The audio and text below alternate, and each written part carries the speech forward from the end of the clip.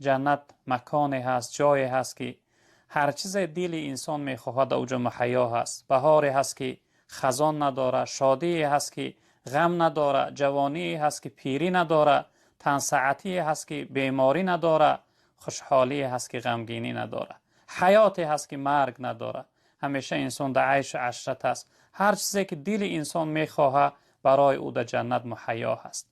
خداوند وقتی انسان داخل جنت کرد، در حدیث های جناب پیغمبر صلی الله علیه وسلم میگذرد که اون درخت هایی که در نزد قصرهای جنت هستند، انسان اگر 100 سال در سایه اون درخت رو از سایه اون بیرون شده نمیتوانه. یعنی چنان درخت های کلان هستند. هر یک درخت جنت زیاده از صدها نوع میوه داره.